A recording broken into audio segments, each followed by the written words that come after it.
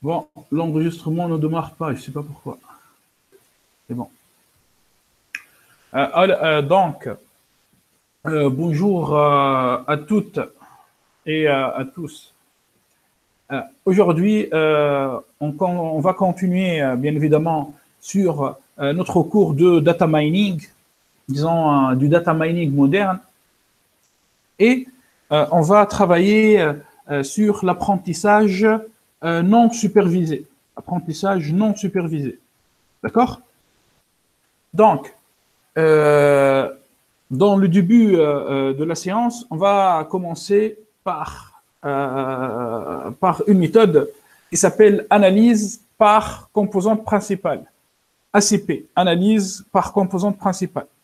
Cette méthode, le but de cette technique, c'est de réduire les dimensions. Ne vous inquiétez pas, hein, je vais vous expliquer qu'est-ce que ça veut dire les dimensions. Alors, bon, je commence directement. Dimension, c'est-à-dire variable. Une dimension, c'est une variable. Donc, on réduit les dimensions, c'est-à-dire on réduit le nombre des variables. On réduit M. On réduit M. On réduit M. Donc, c'est une technique qui s'appelle ACP. Puis, on va appliquer tout ça avec Python. Si on aura le temps à la fin de la séance, on passera à la segmentation. Alors, juste un petit rappel. En data mining, on trouve l'apprentissage non supervisé et on trouve l'apprentissage supervisé. Donc, l'apprentissage non supervisé, on parle aussi d'analyse descriptive. Attention, il ne faut pas confondre cette analyse descriptive avec la statistique descriptive. D'accord? Dans l'apprentissage non supervisé, il y a absence d'une variable cible. Pas de target variable. D'accord? On travaille à l'aveugle. Cet apprentissage donne des résultats immédiats pour l'interprétation et l'utilisation. Comme, je pense, vous avez découvert dans mes vidéos des règles d'association. Maintenant, avec cet apprentissage, on cherche à découvrir des informations et des connaissances cachées, hidden structure, des structures cachées dans les données, souvent cachées dans du gros lot de données. Quelques gigas, quelques dizaines de gigas, quelques centaines de gigas, quelques téras. Et toi, tu appliques cet apprentissage pour sortir ces informations déjà existantes. Voilà, donc je passe au quatrième point. Ces informations et connaissances sont déjà présentes dans les données. On ne va pas créer des nouvelles connaissances. Attention, on n'est pas en apprentissage supervisé. On ne va pas prédire. Non. En fait, en apprentissage non supervisé, on se contente tout simplement de découvrir ces informations, de sortir ces informations déjà existantes dans les données. Attention, on ne cherche pas à prédire. Et cet apprentissage non supervisé permet de réduire. Aujourd'hui, on va réduire les dimensions, réduction des dimensions. On va résumer, on va synthétiser des données massives. L'apprentissage supervisé, on dit aussi analyse prédictive. Il y a des gens, surtout des gens qui viennent du Big Data Analytics. Ils appellent, d'ailleurs pour eux, tout le data mining, tout le machine learning, pour eux, c'est de l'analyse prédictive. Car l'analyse descriptive, chez les gens qui viennent du BI, c'est la partie dashboarding et reporting. Bon, bref. Donc, apprentissage supervisé ou bien analyse prédictive, il y a une variable cible. Parfois, on finit par avoir plusieurs variables cibles. Mais bon, laissez-nous... Enfin, nous avons travaillé depuis le début du semestre avec la régression et avec la classification avec une seule variable cible. Donc, il y a existence d'une variable cible. C'est une colonne, une matrice colonne. N observations, N lignes, une seule colonne. Le but de cet apprentissage est de découvrir de nouvelles connaissances à partir des connaissances présentes. On veut mieux expliquer les données. C'est-à-dire, on ne se contente pas juste d'expliquer les données comme en apprentissage non supervisé. Non, on veut mieux expliquer les données. Et on va sortir des nouvelles connaissances. Des nouvelles connaissances. Donc, cet apprentissage donne des modèles mathématiques. Toi, en régression linéaire, afin de passer cette droite à partir du liège de points, tu as supposé un modèle linéaire, c'est-à-dire y égale à x plus b. Ou bien afin de passer un plan à travers un nuage de points en 3 dimensions. Tu assumes un modèle, après tu vas le construire à l'aide des données, tu règles ses paramètres à l'aide des données, mais il y a un modèle mathématique. Voilà, ça c'est en régression linéaire, régression multilinéaire. Après, en classification, si je te donne, par exemple, l'exemple de l'arbre de décision, si on prend l'exemple du Titanic, si le passager dépasse 37 ans, et, regardez, si le passager est une femme, et le passager a voyagé, soit dans la première classe, soit dans la deuxième classe, alors le passager va survivre la tragédie. Tu vois, en fait, là, ce n'est pas vraiment un modèle mathématique, c'est un ensemble des règles de décision fixées par un algorithme informatique. Comment nous avons fabriqué ces règles de décision? À l'aide de l'apprentissage supervisé. Donc, l'apprentissage supervisé nous fabrique à la fin de la journée des modèles. Ces modèles sont entraînés sur des données d'entraînement, sur des lots de données d'entraînement et testés sur un lot test, ok? Et puis, finalement, on applique ces modèles sur des vraies données. Par exemple, toi, tu travailles avec un stream, c'est-à-dire des données qui arrivent à la volée, d'accord? En temps réel. Donc, tu vas entraîner ton modèle sur des données déjà présentes dans ta base de données.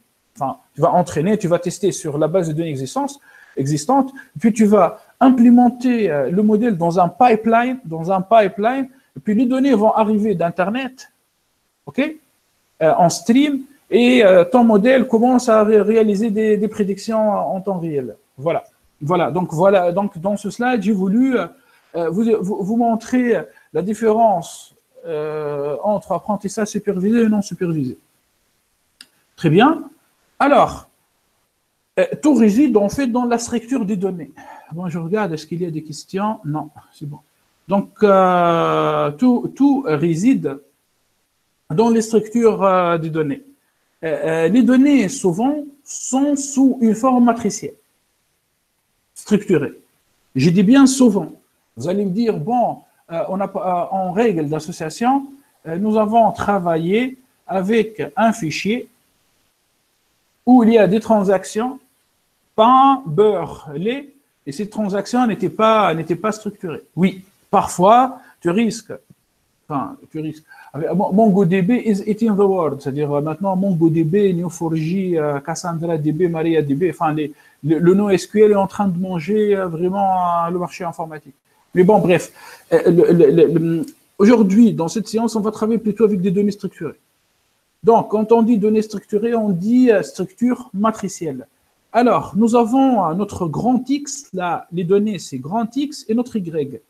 Le grand X, c'est une matrice rectangulaire. Voilà, je commence par vous donner la structure des données. C'est une matrice rectangulaire, n observations, n lignes, qui représente n observations statistiques, ou bien qui représente n clients, qui représente n transactions. Et puis, nous avons petit m colonne. Petit m variable explicative. Et nous avons une variable cible, target variable, des labels, ok? Bien sûr, si on a une variable cible, c'est de l'apprentissage supervisé. Si on supprime cette variable cible, on finit avec X. C'est de l'apprentissage non supervisé. Aujourd'hui, en fait, on va travailler sans lab. Là, je passe. OK. Alors, juste histoire de vous dire que tout ce qu'on peut faire avec du machine learning, on pourrait le faire aussi avec du deep learning. Et même avec des performances meilleures, des meilleures performances. Bon, vous allez me dire, pourquoi on ne passe pas au deep learning? Pourquoi on est en train d'étudier du data mining, du machine learning? Si toi, tu ne comprends pas les notions basiques du machine learning, tu vas trouver des difficultés quand tu vas entamer le deep learning. Car ces deux branches sont corrélées, d'accord? De toute manière, tu es encore en 4e année, il te reste encore une année, 5e année. Tu peux faire un stage d'été sur deep learning, tu peux faire ton PFE sur deep learning. OK. Donc, en machine learning, on trouve de l'apprentissage supervisé, apprentissage non supervisé, apprentissage renforcé. En deep learning aussi. D'accord? Dans votre programme, votre programme cette année de data mining, on va attaquer uniquement supervisé et non supervisé. Donc, en supervisé, on trouve de la classification, scoring, ranking des clients, régression. En non supervisé, on trouve les règles d'association. Vous avez vu ça la semaine passée dans la science asynchrone, hein, sur les vidéos YouTube. Ces règles d'association sont à la base des systèmes de recommandation. C'est-à-dire quand toi, tu vas sur YouTube et tu cherches une vidéo, après quelques minutes, YouTube commence à te recommander une autre vidéo. Donc, il s'agit en fait d'un système de recommandation. Plus compliqué que l'algorithme a priori. Après, en non supervisé, on trouve la réduction des dimensions, ce qu'on va faire dans quelques minutes, et la segmentation. On dit segmentation, regroupement, clustering, agrégation. Voilà. Alors, bon, qu'est-ce qu'on va faire aujourd'hui? On va travailler l'apprentissage non supervisé, la partie réduction des dimensions. Motivation. Enfin, tu as le droit de me poser une question. Pourquoi on doit réduire les dimensions des données? Bon, une matrice à 1 million de lignes, 500 000 colonnes, bon, c'est une matrice, hein, c'est une matrice rectangulaire. Pourquoi? Il y a vraiment un intérêt de réduire les colonnes. Bon, ici, tu as le droit de me poser une autre question. Tu vas me dire, mais pourquoi on ne réduit pas les lignes? Pourquoi on s'intéresse uniquement aux colonnes? En effet, la réponse à cette question vient de la probabilité, ou bien vient de la statistique.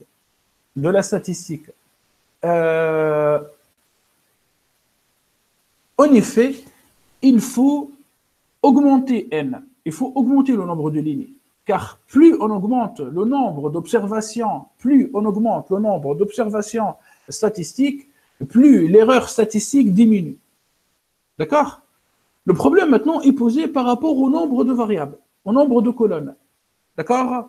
Car on n'arrive pas à quantifier le comportement des algorithmes informatiques et des modèles mathématiques quand le nombre de colonnes augmente. Quand je dis augmente, en fait, ce nombre augmente vraiment. Hein, il peut atteindre 4 milliards. 4 milliards, 400 milliards, d'accord? Donc, il augmente vers plus infini. Il diverge vers plus infini. Je vais vous illustrer donc cette question où on peut trouver des données de grande dimension sur des données images, des données vidéo, des données textuelles, ce qui vous intéresse peut-être le plus, des données financières, puisque vous êtes des informaticiens financiers. On va travailler avec l'indice S&P 500. Donc, une fois on va répondre à cette question, on va passer à une deuxième question qui est la suivante. Peut-on décrire ces données d'une manière plus simple?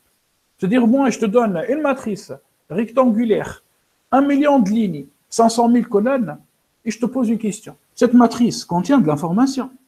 Est-ce qu'on peut garder la même information et transformer cette matrice de 1 million de lignes, 500 000 colonnes, à 1 million de lignes, 200 colonnes, 300 colonnes, 2 colonnes, une seule colonne? Est-ce que c'est possible de garder la même information? Encore une autre fois, gardez le mot information dans votre tête. Le but, c'est d'effectuer une transformation sur une matrice rectangulaire. Cette transformation doit garder l'information. Car si on perd l'information, on a tout perdu. N'oubliez pas, notre business est basé sur des données. If we have data, we are in business. If we don't have data, we are out of business. Allez, je commence par des données images. Donc, les données images se présentent sous cette forme. Enfin, je vous donne une image. Qu'est-ce que tu es en train de voir là? Est-ce que tu es en train de voir quelqu'un qui regarde à droite ou bien en face? Ben, c'est troublant. Hein? Eh ben, le data mining permet de traiter ces images. Je passe au slide numéro 8. Qu'est-ce que tu vois ici? Est-ce que tu es en train de voir une dame âgée ou bien une femme, une jeune femme, quoi. Toi, tu es en train de voir les deux, tu es en train d'accommoder là. Vous êtes en train d'accommoder. Pourquoi? Car nous, êtres humains, on est intelligents. Maintenant, le but de data mining, c'est de programmer des algorithmes permettant vraiment d'expliquer à une machine le sens de cette image. Je continue. Donc, une image comme celle-là, ou bien qui se trouve dans le slide numéro 7, est décomposable en pixels. D'accord? Je vous donne un exemple. Je prends l'image de ce emoji ou bien de ce monsieur qui sourit. On voit ici deux yeux, le nez, sa bouche. Donc, qu'est-ce qu'on fait? On commence à pixeliser l'image, c'est-à-dire à décomposer l'image en lignes et en colonnes, sous forme matricielle. OK? Je passe à la pixelisation de l'image, donc l'étape numéro 2. On voit qu'ici, en haut à gauche, il n'y a rien. Donc, je mets un carreau blanc.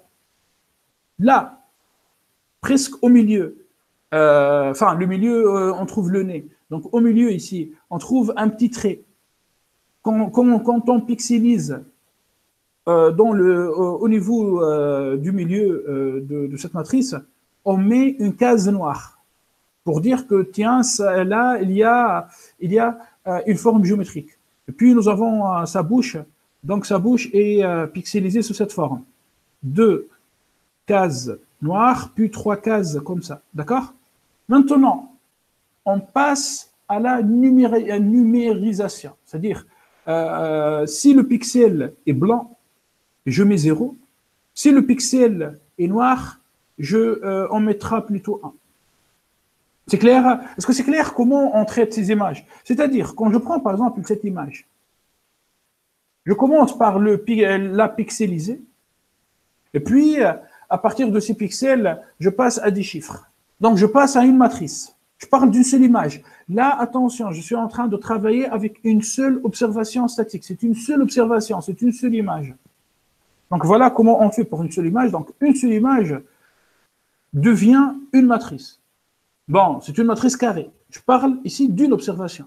Après, on va passer à plusieurs observations. Je passe, donc, il existe deux styles d'images. Il y a des images noir et blanc, il y a des images colorées, en couleur. Donc, pour les images noir et blanc, quand tu pixelises, eh ben, tu vas finir par une matrice carrée, voilà, qui contient des chiffres, et une seule matrice carrée, car l'image est en noir et blanc. Par contre, si l'image est colorée, quand tu pixelises, tu vas obtenir en fait trois niveaux. Ce qu'on appelle RGB. RGB, Red, Green, Blue. RGB, Red, Green, Blue. Donc, pour chaque niveau de couleur, nous avons une matrice carrée. Mais l'idée est la même. C'est-à-dire chaque matrice contient des lignes, contient des colonnes. Dans chaque case de cette matrice, nous avons une valeur qui varie, par exemple, entre 0 et 255. N'oubliez pas, 256, c'est 2 à la puissance 8. Si tu fais 2 à la puissance 8, hein, je pense, tu vas obtenir... bon, je vais faire le calcul. Si on fait 2 à la puissance 8, est-ce qu'on obtient quelque chose? 2 à la puissance 8, c'est 256, 2 étoile 8.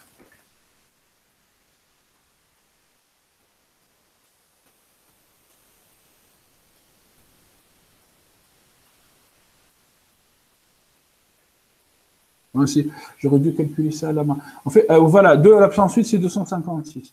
Bon, je reprends. Donc, on continue. Maintenant, regardez. Je vais au module scikit-learn, d'accord? Je veux charger, à partir du sous-module dataset, je veux charger la fonction load digits. Cette fonction me permet de charger un ensemble de à peu près 1070 chiffres. D'accord? Donc là, que représente ce chiffre? Ben, ça représente 0. Cette image représente le chiffre 0. Il s'agit d'une image pixelisée. D'accord?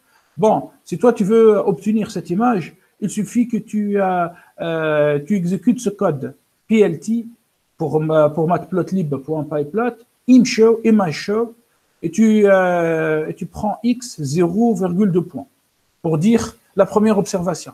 Si tu veux tracer le deuxième chiffre, tu mets au lieu de 0, tu mets 1. Le troisième chiffre, tu mets 2, ainsi de suite. OK. Puis je fais un reshaping. Donc regardez. Question. Comment on traite une image en Python, en data mining? Je prends l'image, je la pixelise, et puis je passe à une matrice contenant ici 8 pixels. Donc 8 fois 8. Donc j'ai 8 colonnes, 8 lignes. D'accord? C'est une matrice carrée. B. Ça, dans le cas d'une seule observation statistique, une seule observation statistique, une seule image, un seul chiffre. Question, comment on fait pour enregistrer plusieurs images, plusieurs chiffres? À partir de cette matrice, on va effectuer un changement. C'est-à-dire, je prends cette matrice, 8 lignes et 8 colonnes, et je commence à décortiquer cette matrice.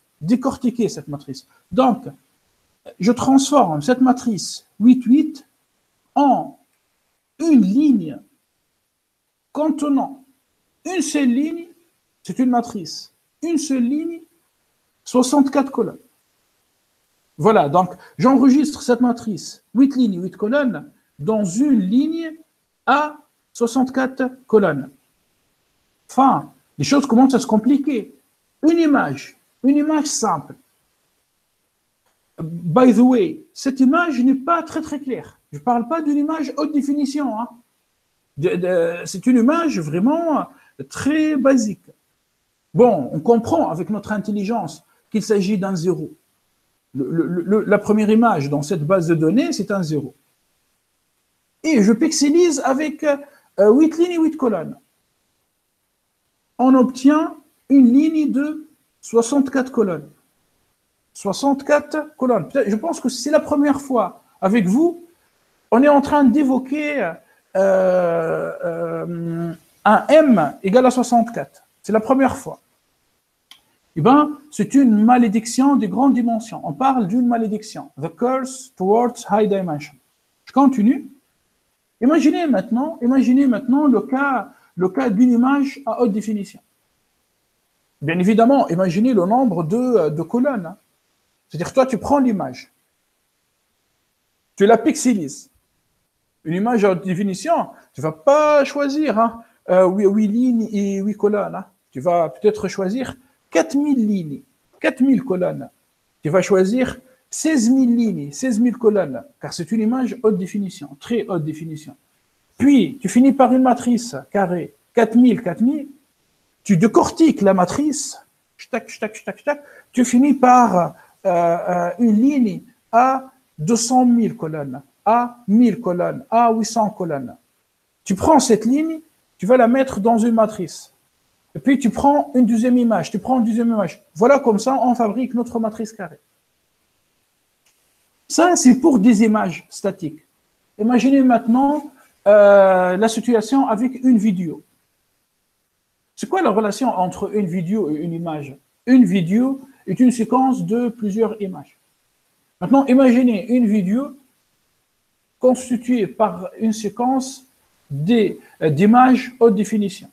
Donc, on va passer plutôt à des structures cubiques. Hein. On ne va plus parler d'une matrice rectangulaire, mais d'une matrice rectangulaire qui dispose d'une troisième dimension, donc un tenseur. Je passe. Bon, avant de passer en fait aux données textuelles, est-ce que vous avez compris ce que je suis en train de vous parler? C'est-à-dire, tu prends des données images, tu essaies de traiter ces données, de les transformer vers des données numériques, vers une matrice rectangulaire, afin de les traiter avec les algorithmes mathématiques. Tu tombes sur des matrices rectangulaires ayant un nombre de colonnes vraiment gigantesque. Okay. Il n'y a pas de question, je continue. Maintenant, on va passer à des données textuelles. Je vous donne 5 phrases, 5 phrases très faciles. Je suis content. Esprit est la meilleure école au monde. Je suis malade. Je vais à la plage. Le cours en ligne est magnifique. Voilà. Je prends ces 5 phrases. À l'aide du Python, c'est-à-dire à l'aide d'une liste, je vais construire mon corpus. Enfin, c'est un corpus qui contient 18 mots distincts. Si tu comptes ici le nombre de mots distincts, tu vas trouver 18. Bien évidemment, un algorithme informatique ou bien un modèle mathématique ne peut pas comprendre un corpus contenant des chaînes de caractères. Qu'est-ce qu'on doit faire? On doit encoder. Je vais dans le module scikit-learn, j'utilise le sous-module feature extraction. À l'intérieur de ce sous-module, je trouve un sous-module qui s'appelle texte. D'accord? Dans texte, je charge la classe counterVectorizer. J'instancie cette classe CV égale à counterVectorizer, puis j'applique la méthode fitTransform sur corpus. J'applique la méthode fitTransform sur corpus. J'obtiens une matrice 5, 18. Allez, je vous demande, que représente 5 ici? Que représente 5? Hein? Nous avons 5 phrases.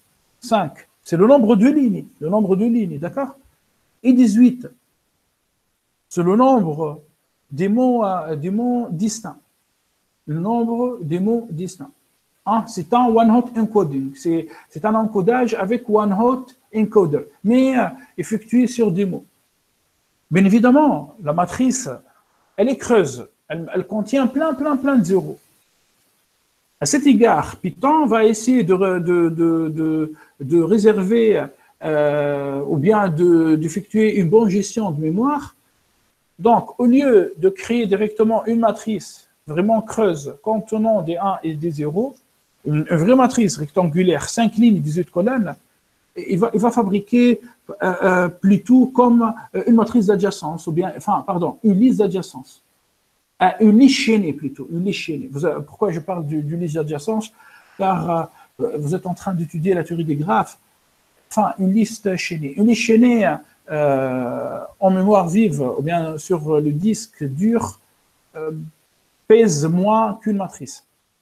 Bien évidemment, comment on fait pour transformer un sparse matrix, une matrice creuse, vers une vraie matrice? Tu fais toArray. Nous avons fait ça dans le cours. Donc, tu fais x.toArray et on obtient notre matrice.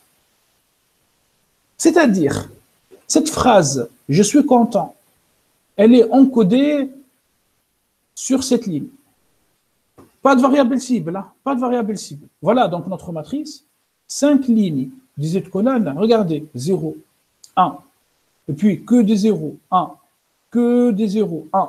Nous avons 3 1. C'est normal. Ma phrase contient 3 mots. Je suis content. Par exemple, je vais à la plage. 1, 2, 3, 4, 5. C'est la 4e phrase. Je compte. 1, 2. Je vais à la plage. Est-ce qu'il a compté ça c'est pour la 4e phrase. Est-ce qu'il a compté A? Non. Pour lui, le A n'est pas un mot. Bon, donc je vais, la plage, il y a 4 mots. Je regarde, je vérifie ici, je trouve 1, 1, voilà. Donc il a supprimé le A. D'accord? Maintenant, comment tu fais, toi, pour récupérer les différents mots distincts? Tu fais CV, l'instance du counter-vectorizer, get feature names, counter-vectorizer. Get feature names, d'accord, tu mets ça dans colonne, et je fabrique un data frame. Donc là, je pense que c'est plus clair pour vous. J'ai donc une matrice rectangulaire.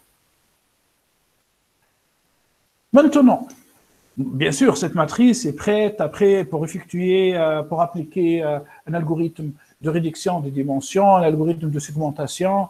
Si tu as une variable cible, tu peux faire une régression logistique, tu peux faire une classification, et ainsi de suite, ainsi de suite. Maintenant, qu'est-ce qu'on remarque? Qu'est-ce qu'on remarque? Avec 5 phrases, vraiment 5 phrases, c'est rien, hein, 5 phrases, par rapport à un livre. Si moi je te donne le livre contenant tous les articles, par exemple, du code pénal en Tunisie. Imagine, toi, tu travailles avec un avocat. Tu vas analyser les données textuelles d'un avocat. Bien sûr, tu ne vas pas travailler avec un avocat, mais tu vas travailler dans une banque d'investissement. Et cette banque d'investissement contient un département contenant plusieurs avocats. Donc, tu vas aider ces avocats, tu vas analyser leurs données textuelles. Un livre fait 1000 pages. Dans chaque page, on trouve une centaine de phrases. Aujourd'hui, avec cet exemple simple, 5 phrases, 18 mots distincts, on finit par une matrice contenant 18 colonnes. 18 colonnes.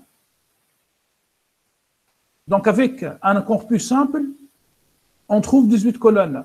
C'est une malédiction des grandes dimensions. Malédiction des grandes dimensions.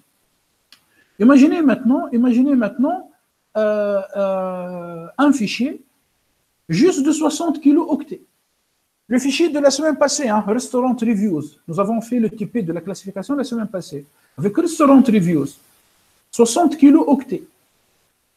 Le fichier ne contient que 1000 recommandations. 1000 recommandations.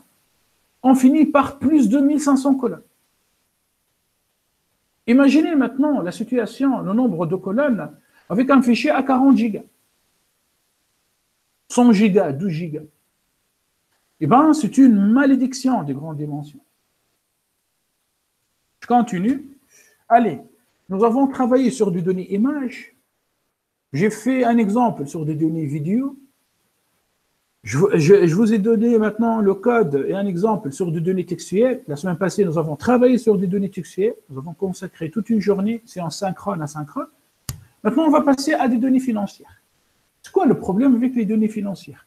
On prend par exemple, voilà, je vous cite, hein, on travaille en finance de marché. On travaille en finance de marché. Le but, c'est d'effectuer une gestion efficace d'un portefeuille. Un portefeuille est constitué de plusieurs actifs. Là, je parle de la théorie CAPM, Capital Assets Pricing Model, ou bien en français MEDAF. Ah, je m'en trompe toujours, hein, je dis MEDEF. MEDEF, c'est le patronat français, MEDAF, pour modèle d'évaluation des actifs MEDAF, des actifs financiers, modèle évaluation des actifs financiers. Voilà, j'arrive. Donc, tu travailles par exemple dans la bourse de New York, tu travailles par rapport à un indice, le S&P 500, Standard & Poor's 500. En Tunisie, nous avons un index, ou bien un index 20. Que contient le S&P 500? Il contient à peu près plus de 500 entreprises. Les meilleures 500 entreprises américaines cotées dans la bourse de New York. 505. Hein. OK? Dans la bourse de Tunis, Tunindex contient à peu près 70 actions. Toi, tu vas charger les données de ces entreprises, entreprise par entreprise, laissez-moi dire action par action, donc prix de fermeture, prix d'ouverture, le plus grand prix, le plus petit prix, le volume, et ainsi de suite, ainsi de suite. Puis tu vas garder peut-être le prix de fermeture. Et puis tu vas merger, c'est-à-dire tu vas mettre les prix de fermeture de ces entreprises, le prix à côté de l'autre, le prix à côté de l'autre. Tu finis par 500 colonnes. D'accord? Bon, pourquoi on fait ça? Afin de comprendre les structures cachées, afin de chercher les actions qui ont le même comportement. N'oubliez pas que dans la théorie qui traite la gestion efficace d'un portefeuille, on veut minimiser le risque. On veut minimiser le risque. Et comment on minimise le risque? On effectue une diversification. Eh bien, si tu prends deux actions qui se comportent de la même manière, bon, ta diversification ne sera pas vraiment utile. Alors, il faut prendre des actions issues de plusieurs domaines. Est-ce qu'on peut trouver une solution pour décrire le comportement collectif d'un marché financier? Si ces structures cachées existent, comment peut-on y accéder afin de les étudier? Bon, je vous donne un exemple. Regardez. J'ai utilisé ce bout de code. J'ai utilisé ce code. Voilà. Le code, ça s'intitule « Comment télécharger des données financières ». En fait, c'est un code vraiment facile. L'idée, c'est je vais vers le site Wikipédia et la page qui contient la liste des entreprises du S&P 500. On va récupérer les noms de ces entreprises, Apple, Microsoft, Netflix, Amazon, Google, et ainsi de suite. On va récupérer les noms de ces entreprises. D'accord? Et puis, on vient ici, on va utiliser le Pandas Data Reader. Voilà, Pandas Data Reader. Et avec Pandas Data Reader, on va récupérer les actions, des informations sur les actions de ces entreprises, puis on va récupérer juste le prix de fermeture. Bien évidemment, toi, tu peux travailler avec les autres prix, ou bien, enfin, je vous ai montré dans des cours précédents que les prix, le plus grand prix, le plus petit prix, le prix de fermeture, le prix d'ouverture et le prix de fermeture ajusté sont corrélés, donc on va garder un seul prix. Après, toi, tu peux aussi garder le volume, car apparemment, les traders professionnels travaillent aussi avec le volume. Bon, bref, à la limite, je vous enverrai ce code, mais bon, de toute manière, quand j'applique ce code, j'obtiens dans un répertoire dédié, enfin, j'ai créé un répertoire, j'obtiens 505 fichiers .csv. Le S&P 500 contient à peu près 500 entreprises. Pour chaque entreprise, je charge les données à partir de 2010. Toi, tu peux aller jusqu'à 1994, 1990, jusqu'à maintenant, 2020.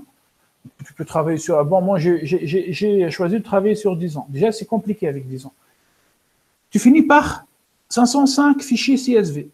OK? Dans chaque fichier, tu as plusieurs colonnes. Je choisis une seule colonne. D'accord? Donc, voilà le code. Donc, le code se trouve dans le slide numéro 18, une partie du code.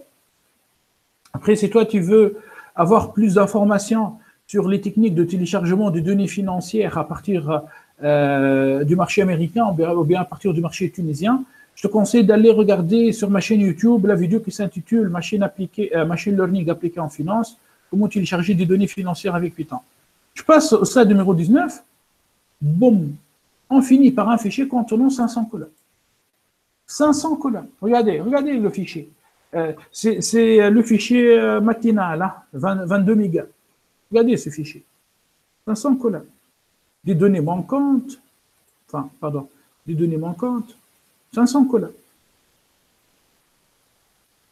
C'est trop compliqué, hein. Déjà, le marché tunisien, on finit par 70 colonnes. 70 colonnes. Moi, je vous ai envoyé quelques fichiers pour le marché américain, tunisien. Bon, je vais fermer ce fichier car il plante mon PC. Et je continue le cours. Donc quand je te montre ça, enfin, c'est une matrice avec plein de lignes, des milliers de lignes. Bon, encore une autre fois, quand on augmente le nombre de lignes, c'est mieux, puisque augmenter n permet de diminuer l'erreur. Mais là, nous avons 500 colonnes. D'où on arrive maintenant vraiment au but de tout ce discours sur les données. Il y a une grande nécessité de réduire les dimensions. Attention, quand je dis ici dimension, je parle de nombre de colonnes. Je ne parle pas de nombre de lignes. Quand le nombre de dimensions D égale à M augmente, on tombe dans un phénomène appelé la malédiction des grandes dimensions. The curse towards high dimensions, en anglais. Hein, au cas où, si tu veux chercher sur Internet. Plusieurs modèles et algorithmes ne se comportent pas de la même manière à faible D ou à grand D. Toi, tu prends un algorithme Kamines qui se base sur le calcul des distances. Cet algorithme ne se comporte pas de la même manière quand tu travailles sur une droite, quand tu travailles dans un plan, deux dimensions, quand tu travailles dans l'espace, trois dimensions, quand tu travailles dans un espace, enfin, imaginaire, un espace vectoriel à 1000 dimensions. L'algorithme ne se comporte pas de la même manière. Attention, les mathématiciens, théoriciens, on ne fait pas des mathématiques théoriques. Là, je suis avec vous. Hein, moi aussi, j'aime pas, je rigole. J'aime les mathématiques théoriques. C'est hyper important. Mais on ne peut pas généraliser. C'est-à-dire, votre prof de mathématiques en prépa, voilà, soit un espace vectoriel de dimension n, et de dimension m et m est quelconque. Bon, ça c'est théorique.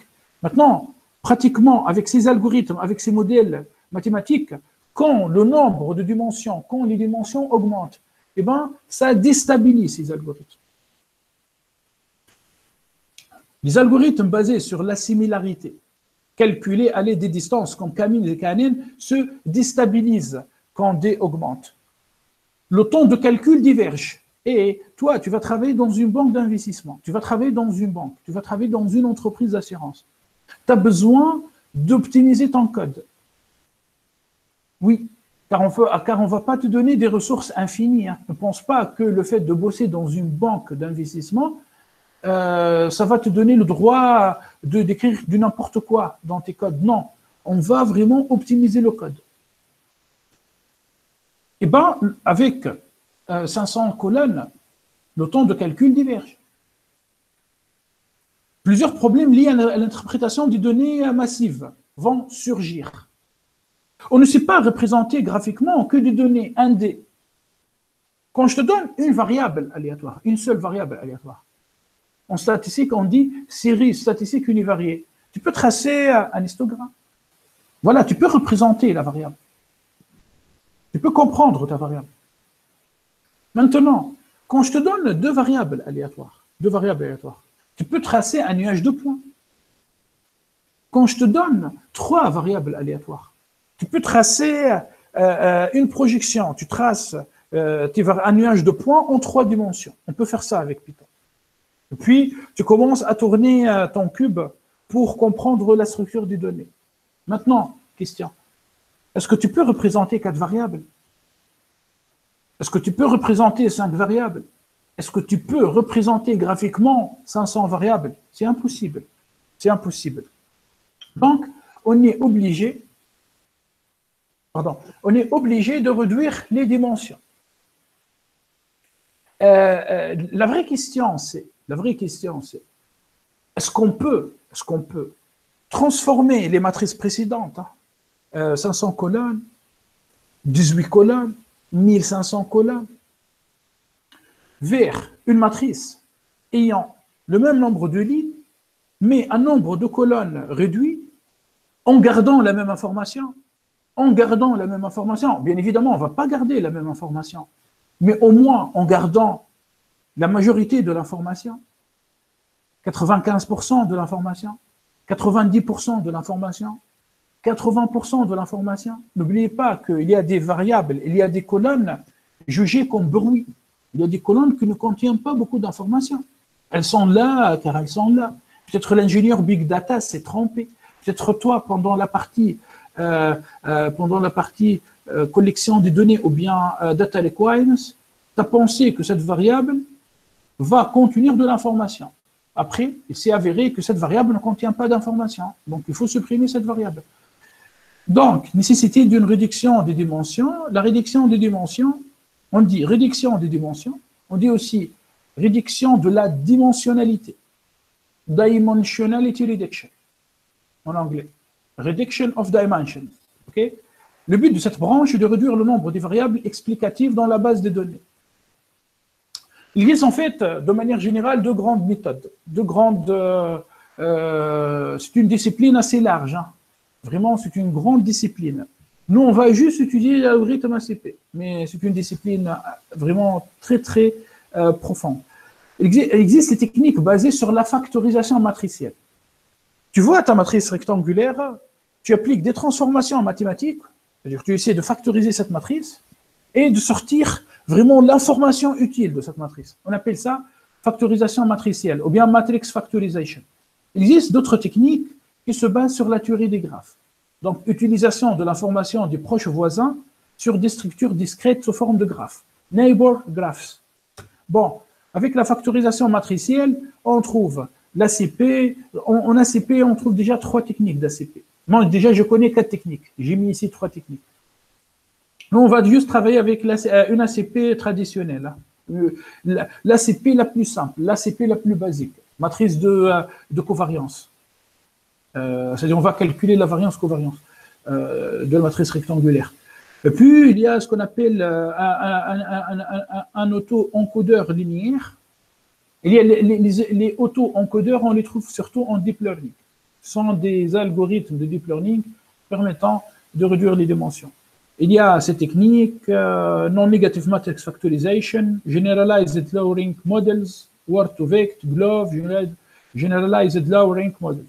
Enfin, rank, en fait, c'est le rang du matrice. C'est de l'algèbre linéaire, oui. Ces techniques se basent beaucoup sur l'algèbre linéaire. Je passe. Puis on trouve le neighbor graphs. Là, on sort complètement de votre programme.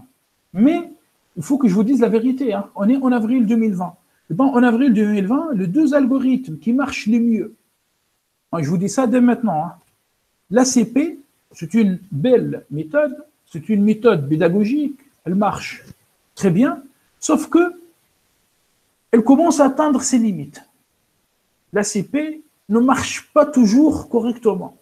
À cet égard, maintenant, les spécialistes, les data scientists, travaillent surtout avec ces 2 algorithmes, t-SNE et l'algorithme UMAP. Ce sont des algorithmes basés sur des calculs issus de la topologie algébrique. La topologie, c'est une branche mathématique assez compliquée. Il faut faire vraiment une maîtrise, une licence de mathématiques fondamentales, et peut-être à Bac+3, tu commences un peu à étudier la topologie, enfin la vraie topologie, hein, je ne parle pas des espaces métriques vus en prépa. Bon, bref, donc, toi, garde dans ta tête ACP dans le cours, puis, à un moment donné, après, il faut quand même utiliser t-SNE et UMAP pour réduire les dimensions. Allez, je commence par l'analyse par composante principale. Qu'est-ce que ça veut dire, analyse par composante principale? Je prends une matrice contenant 2 colonnes, je représente les données. Bon, ça, c'est pas vraiment très, très clair. Laissez-moi vous envoyer un site, vraiment, lui il est astrophysicien. Non, pas lui.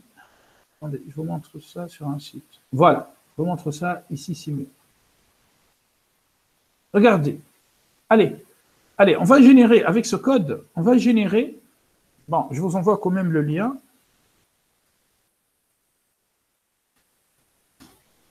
Ok. Lui, il est astrophysicien. Bon, moi aussi, je suis astrophysicien plutôt nucléaire. Mais, il travaille beaucoup sur l'analyse des données, lui. Bon, histoire de vous dire que même si tu fais de la physique, tu peux analyser les données. Bon, donc, je vous donne ces données. Là, nous avons l'axe des X, et là, nous avons l'axe des Y. D'accord? Je vous pose une question. Là, j'aimerais bien avoir votre avis.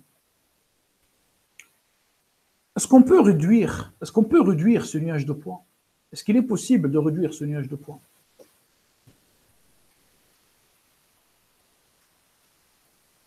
Si oui, quelle direction on va choisir?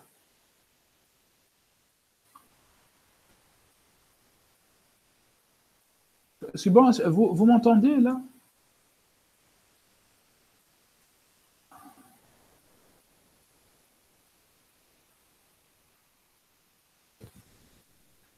Ok.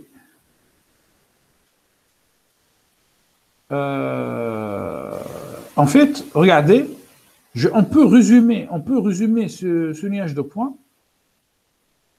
Tout simplement en regardant la grande diagonale. La grande diagonale, enfin, cet axe incliné. C'est clair? Bon, bref. Donc, je vous donne la technique. On commence par une matrice X. Cette matrice contient petit d colonne, petit d colonne. Puis, le but est de d'effectuer une transformation mathématique qui permet de passer de petit d colonne vers petit k colonne. Comment on fait? Regardez. Alors, on prend notre matrice rectangulaire D, notre matrice rectangulaire X, une ligne petit d colonne. Désormais, je veux appeler petit m petit d. Petit d, c'est dimension. Hein. D égale à m. M colonne ou bien d colonne. À partir de la matrice rectangulaire, car sur une matrice rectangulaire, on va trouver des difficultés à calculer les valeurs propres. On ne peut pas calculer les valeurs propres d'une matrice rectangulaire.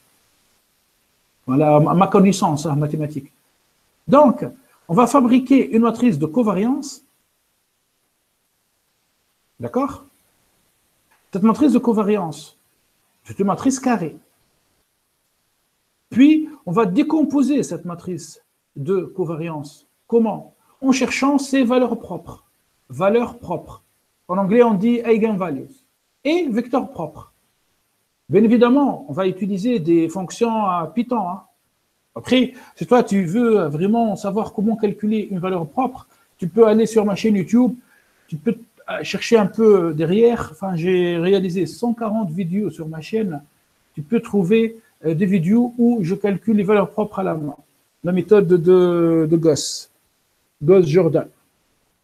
Tu inverses la matrice X moins lambda I. Puis, on va trier les valeurs propres. D'accord?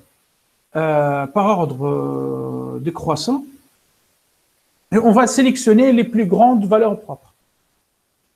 Les vecteurs propres ayant les plus grandes valeurs propres,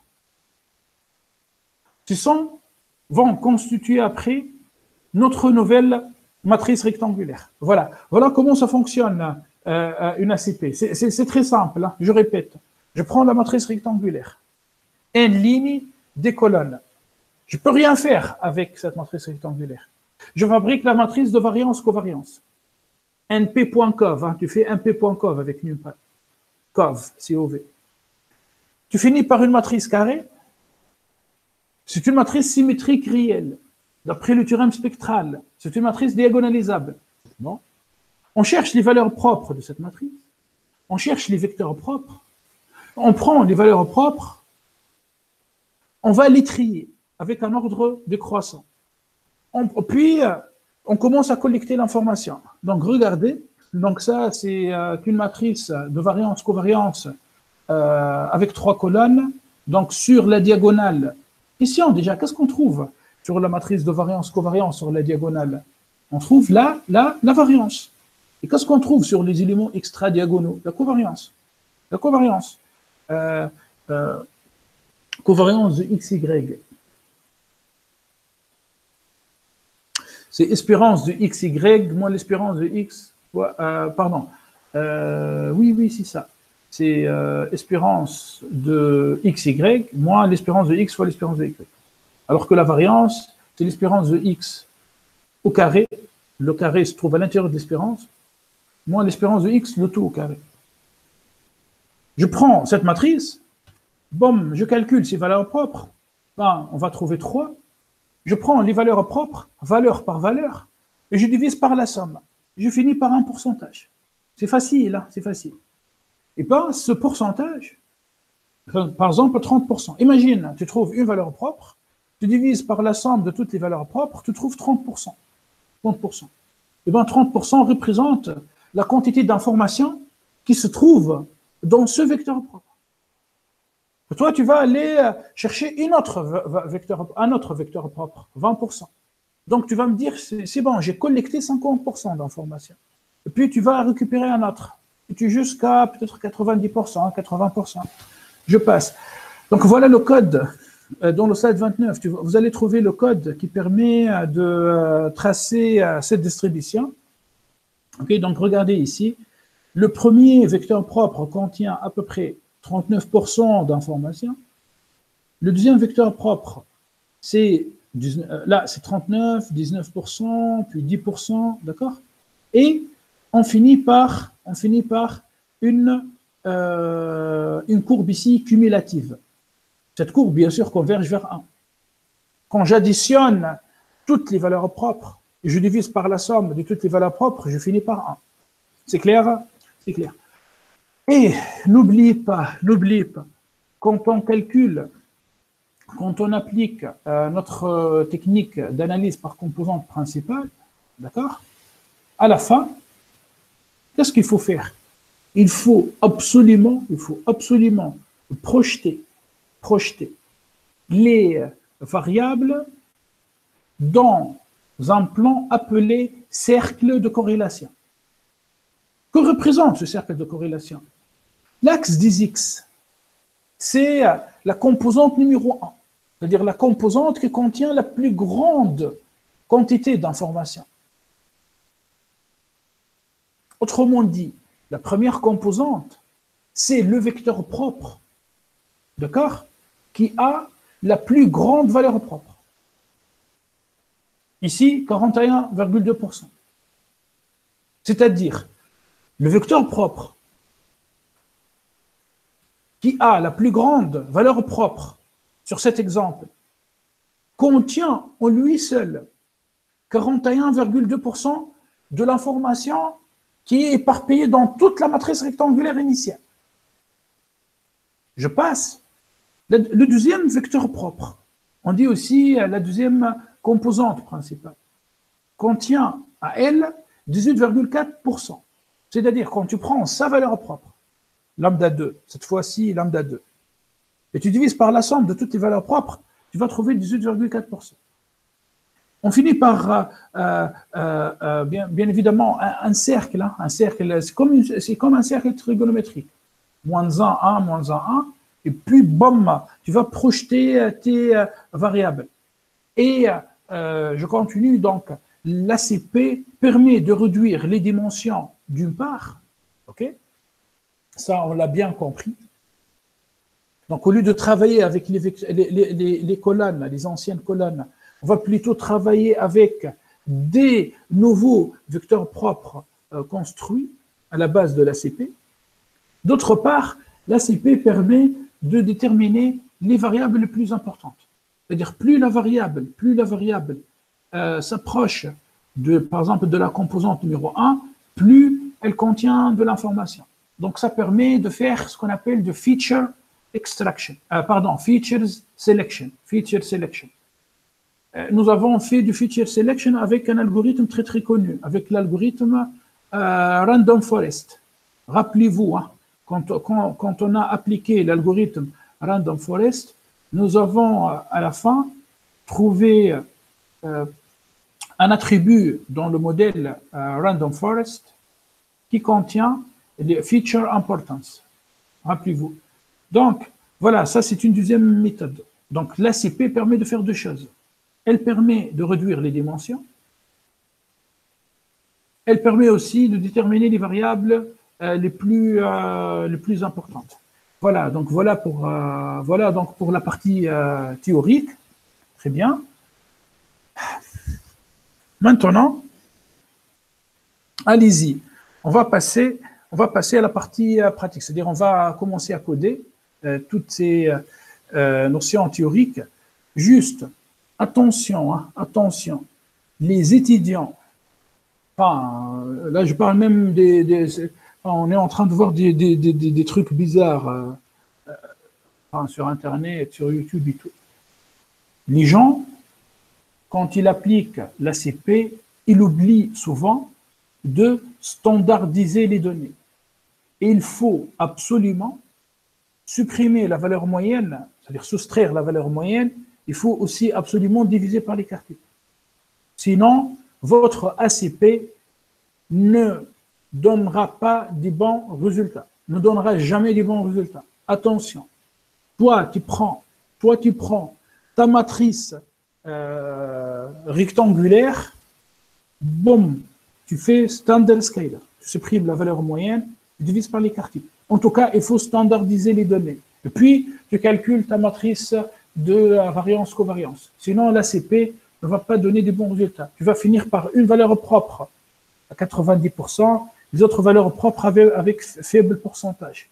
Voilà, attention. OK. Donc, on va appliquer ça sur des données. Comment on va faire? Donc, déjà, il faut que je vous envoie le fichier.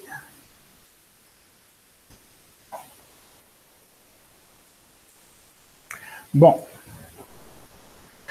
Title 3, donc je change le nom de ce fichier, j'appelle ça analyse composante principale, TP, ok, TP.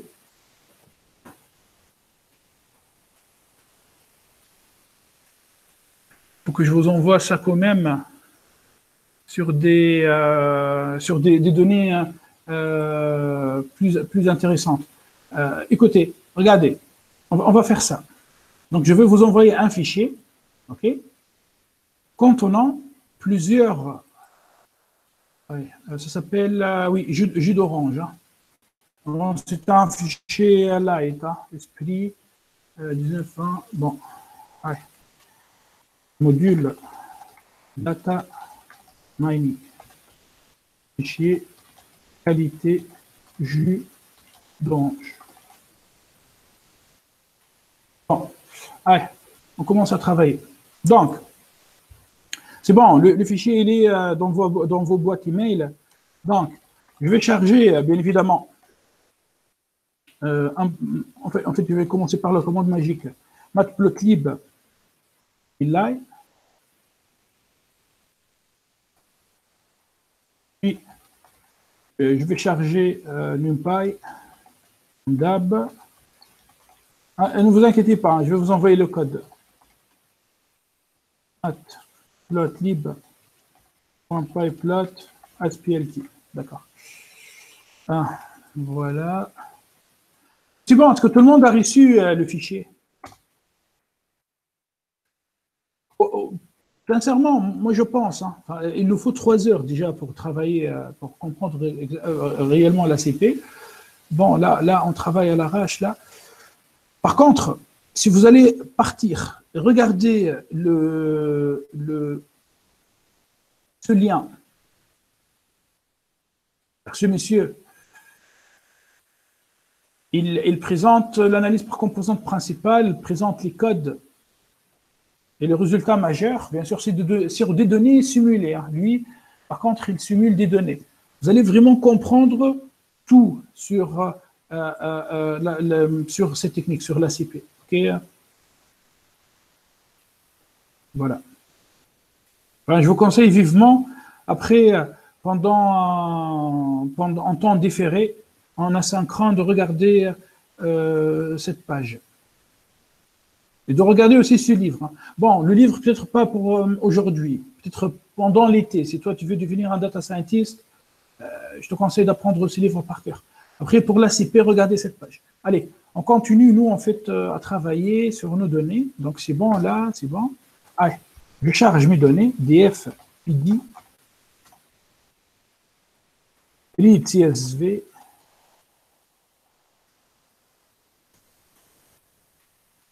Ah, déjà, je suis où, là? Non, je suis, en fait, dans un autre répertoire.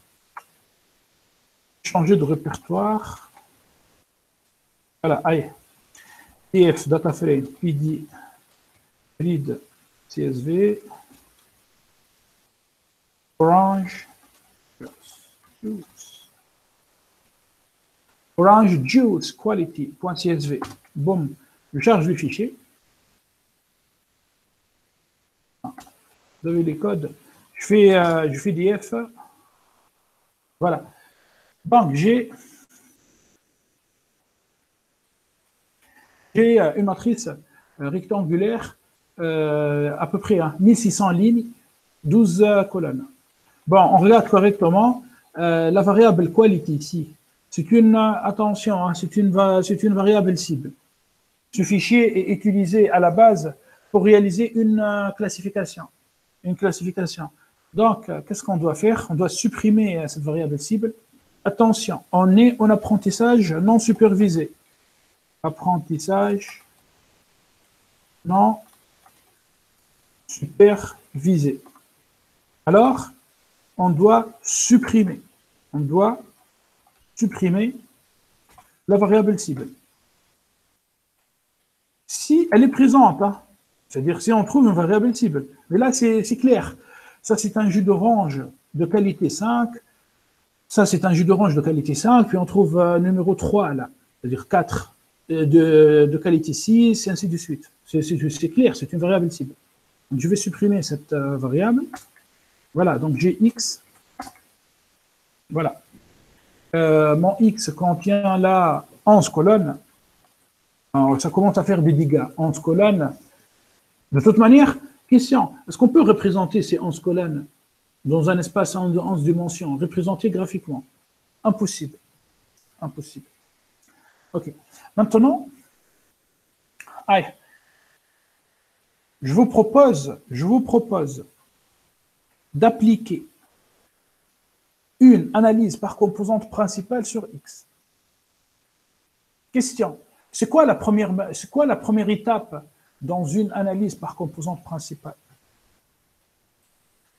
Bon, j'attends votre réponse. Je vais vous montrer, là je vais profiter pour vous montrer un autre fichier.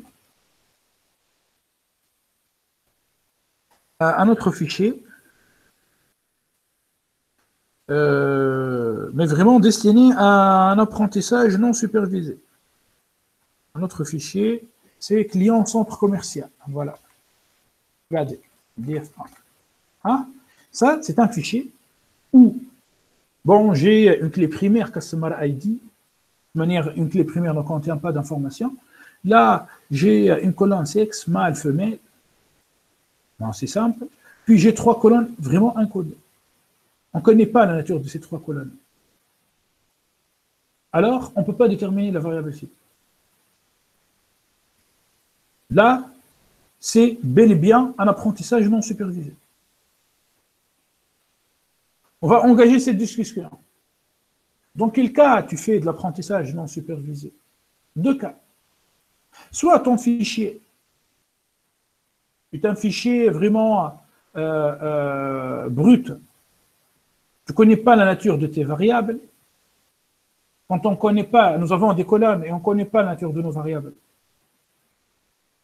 Bien évidemment, comment tu vas savoir l'existence d'une variable cible? Comment tu vas distinguer la variable cible? Ça, c'est le premier cas. Deuxième cas, comme ici. Nous avons une variable cible. C'est-à-dire, le fichier est destiné à la base à un apprentissage non supervisé, mais toi, tu veux quand même chercher les structures cachées à l'intérieur du fichier. Donc, tu supprimes la variable cible. Voilà, attention. Ok, je continue. Donc, bon, c'est bon. Vous avez le fichier client centre commercial. On va voir ça après. Je continue sur l'ACP. X.shape. Maintenant, afin d'accélérer les calculs, voilà, pour accélérer les calculs, là je parle de la complexité temporelle. Qu'est-ce qu'on va faire? On va passer à NumPy, Numerical Python. Donc, au lieu de travailler avec X, on va plutôt travailler avec Xnum. Donc, X.values.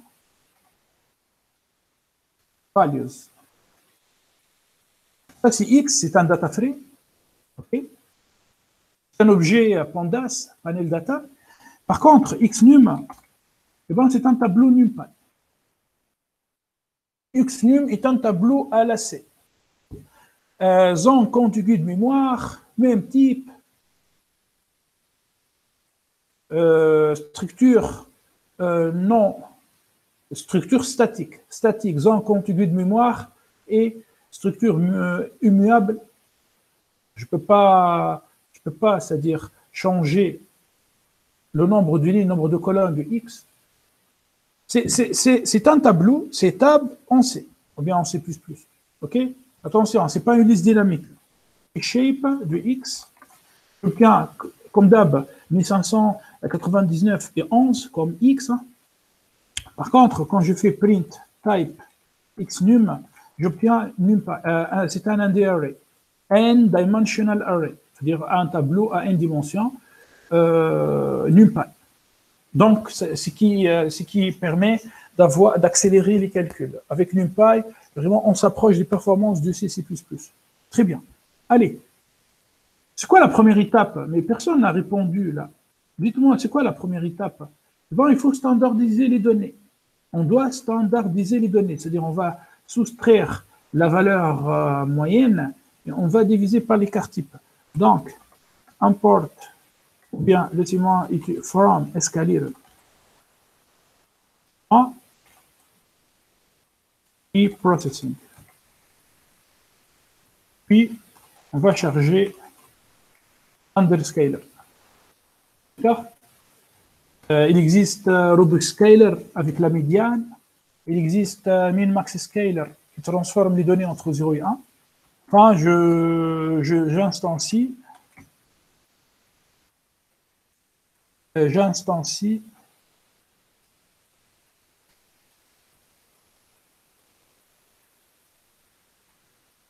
Puis, attendez, SS, transform. Voilà, xnum vers xss, x standard scale. Bon. Là, mes données sont centrées et réduites. Moins valeur moyenne divisée par écart type. Voilà. Bon, je passe à la deuxième étape. Allez, construction de la matrice de covariance. Bon, j'écris ici. Oui, laissez-moi vous envoyer quand même les codes. Bon, comment on va faire là? Bon, je fais escape, shift, flèche en bas. Je fais shift M. Bon, je fusionne toutes les cellules. Je vous envoie le code.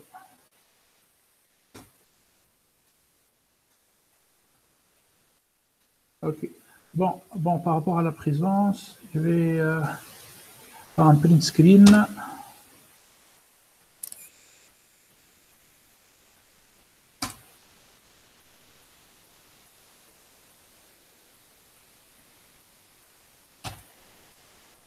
Ok, merci. Ok, je passe. Donc c'est bon, j'ai mon XSS. Maintenant, on va calculer notre matrice de variance-covariance. On va utiliser la commande cov. Je fais mp.cov. Estimate a covariance matrix given data and weights. D'accord? Bon. Juste attention. Quand tu calcules la matrice de covariance, il faut, qu'est-ce qu'il faut faire? Eh bien, il faut calculer la transposée du XSS.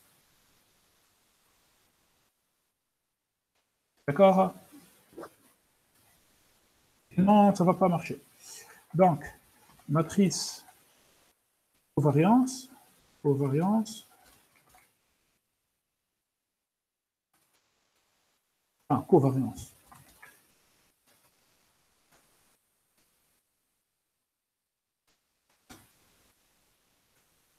Maintenant, je passe à la troisième étape. On va décomposer cette matrice en vecteurs propres, eigenvectors, et valeurs propres, eigenvalues. Donc, from SciPy, bien, je vais utiliser NumPy, from NumPy, point, linalg, pour linear algebra. algèbre linéaire. Pas chargé, EIG. Pas chargé, EIG. EIG, c'est une fonction qui permet, voilà, compute the eigenvalues and write eigenvectors of a square matrix. Enfin, pour une matrice carrée. Bon, je vous montre la matrice de covariance. Covariance, point, shape. Regardez, 11, 11. Donc, quand même, j'ai envie de regarder quand je fais ça. Voilà. Donc, imagine, si toi, tu te trompes, tu mets pas ici la transposée du XSS. Eh bien, tu finis par une matrice de covariance 1600, 1600. C'est-à-dire, on va considérer les lignes comme colonnes et les colonnes comme lignes. Non, afin de travailler correctement, tu fais transposer et on va finir par 11, 11. Et, allez, je fais EIG, matrice de covariance.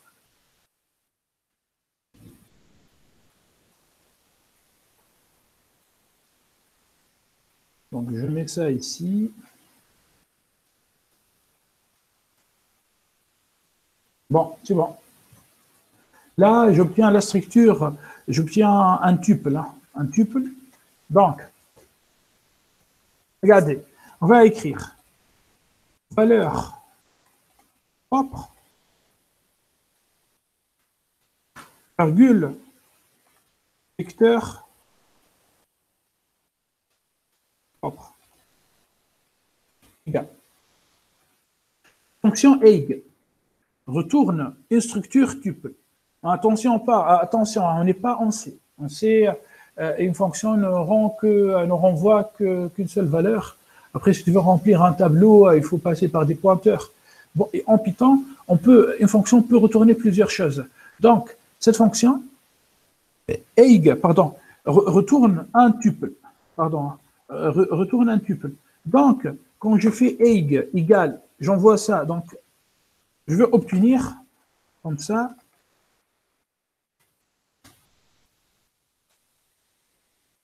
mes valeurs propres. Voilà mes valeurs propres. Allez, on va compter ces valeurs propres. 1, 2, 3, bon, on ne va pas compter à la main. Tu fais point shape. Bien 11. Nous avons 11 valeurs propres. N'oubliez pas, c'est une matrice 11, 11. On va regarder les vecteurs propres. On obtient, voilà, on obtient un tableau contenant 11 vecteurs propres. Je fais shape. Voilà, 11, 11. 11 vecteurs propres. C'est clair? C'est clair.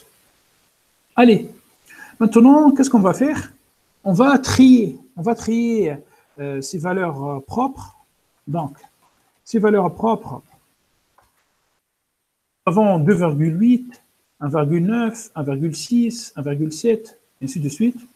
Bon, je remarque que les valeurs propres sont déjà triées. OK? Je fais quoi? Je dois calculer cette quantité. Voilà, je dois calculer le rapport entre la valeur propre et la somme de toutes les valeurs propres pour trouver un pourcentage. Je fais tout ça avec Python. Hein. Je fais avec NumPy, pardon. Regardez, j'obtiens ici des pourcentages. La première valeur propre divisée par toutes les valeurs propres, j'ai 25%. Bon, peut-être c'est un peu compliqué pour vous, je vais multiplier par 100. Regardez, la première valeur propre contient 25,8% d'informations. La deuxième valeur propre contient 17,68%. Bon, je vais mettre ça, tout ce résultat dans un tableau, je vais l'appeler pourcentage. Bien, pourcentage information. Pourcentage information. Donc, dans pourcentage information, j'ai 25%, 17%, 14%. Après, regardez, le dernier vecteur propre contient 3% d'informations. Nous avons en dernier 3,8% et 2%. On peut quand même négliger. Hein. Imaginez. Après nous, on peut mettre une coupure. On va dire, on veut que 80% de l'information. On veut que, par exemple, 70% de l'information. C'est clair? Ok, donc, est-ce qu'on peut tracer ces résultats? Bien sûr que oui. On peut tracer ces résultats. Bon, après, il faut que je dois eigenvalues. Ici, eigenvalues, c'est valeur propre. Valeur propre. Mais ici, valeur propre. C'est bon. Bon, je lance. C'est où le problème?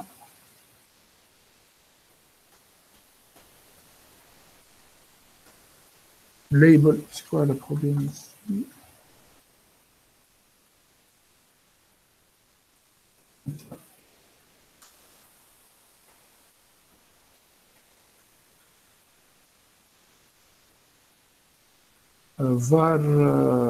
Valeur propre, somme.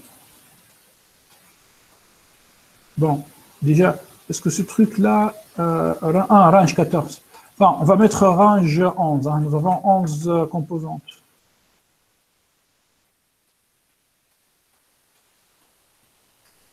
Et il est où le problème exactement? Bon, si je fais ça, ah là, le message d'erreur. Bizarre. Hein. Je dois débugger avec vous ou bien on va passer à autre chose. Mon but c'est de tracer ce graphe. Hein. Il contient les différentes valeurs propres.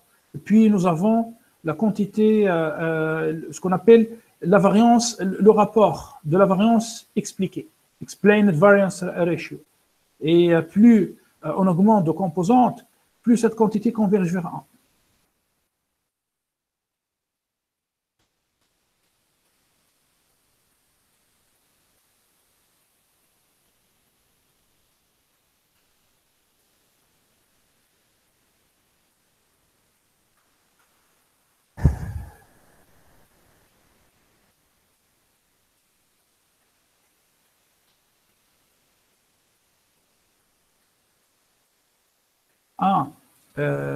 En fait, 11, c'est entre... pardon, c'est entre...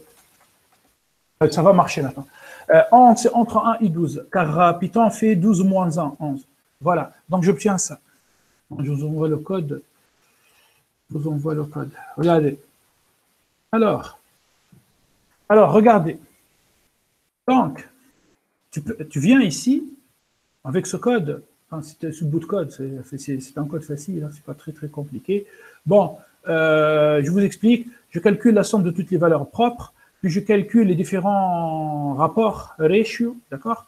Valeur propre divisée par la somme, puis je fais comme ça, c'est-à-dire je calcule une somme cumulative, et j'utilise PLT bar, afin de tracer des barres.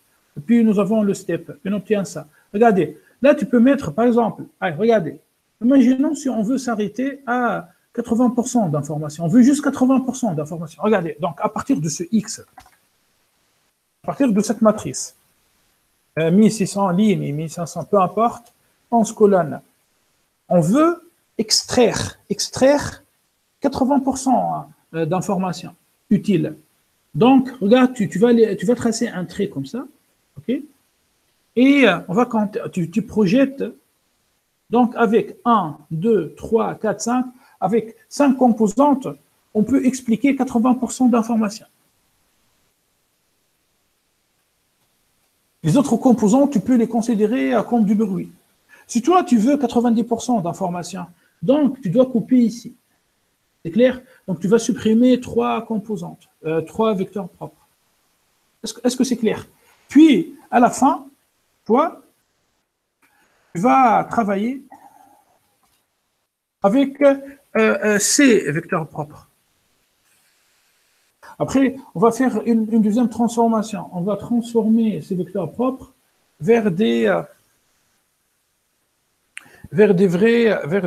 colonnes, d'accord, à 1600 lignes, 1600 lignes, et on continue notre analyse. Maintenant, bon, je pense que vous avez compris maintenant l'ACP théoriquement. Maintenant, concrètement, comment on fait pour appliquer l'ACP? Je fais un scikit-learn. J'utilise le sous-module de composition. En fait, on est pour 2 minutes. Hein. Je vais vous laisser dans 2 minutes. Donc, from scikit-learn.decomposition, on va charger PCA. Principal Component Analysis. Je fais PCA minuscule, là, mon objet. Puis, j'instancie. D'accord?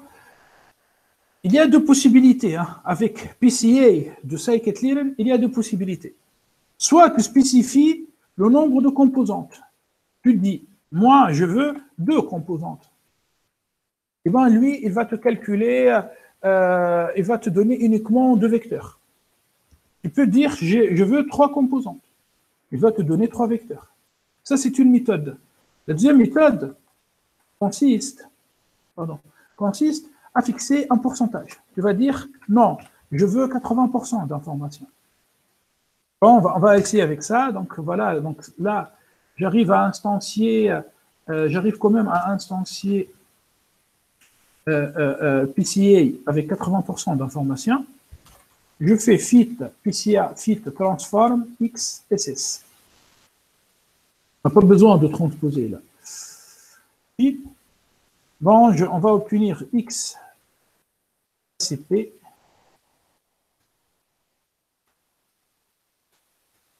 Avec scikit-learn, toujours c'est facile. XACP. Encore une autre fois, XSS contient 11 colonnes. On regarde XACP. 6 colonnes. Avec 6 colonnes, bien sûr, une nouvelle colonne. Hein. Tu as les données, tu as des nouvelles colonnes. Des nouvelles colonnes. Avec 6 colonnes, on peut récupérer 80% d'informations. Allez, on va vérifier. Est-ce que c'est le cas avec notre calcul à la main? Je fais 80% là. Je projette. Enfin, 80%, c'est un peu en haut. Là, c'est un peu ici. Je projette. Regardez. 1, 2, 3, 4, 5, 6. Oui, notre calcul est correct. Bon, je peux faire un PLT.grid d'améliorer la visibilité. Le point grid, après le PLT, je dois faire ça avant PLT show. Voilà, avec PLT grid, c'est mieux. Regardez, donc 0,8 s'arrête ici. Donc, avec ces composantes, j'arrive à expliquer 80% d'informations. Quand même, c'est un gain énorme. Hein. Donc, on a gagné 5 colonnes. C'est-à-dire, au lieu de perdre notre temps et l'algorithme va aller parcourir encore 5 colonnes, les 5 colonnes ne contiennent que 20% d'informations. Bon, après tu vas me dire c'est une perte d'informations. Oui, j'avoue, oui, c'est une perte d'informations.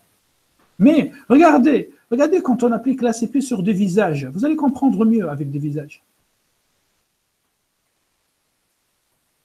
Par exemple, ces visages représentent quoi?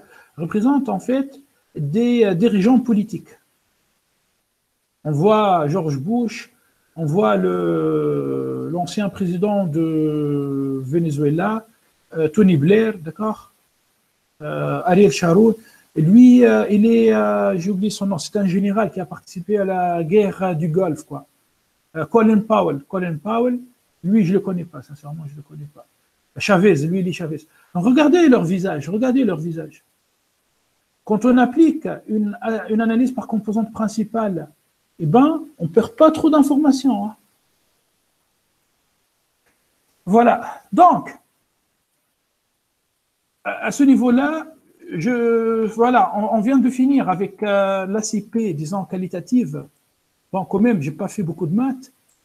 Après, vous allez me dire, c'est quoi l'étape suivante? Donc, l'étape suivante, c'est d'appliquer un algorithme de Camille.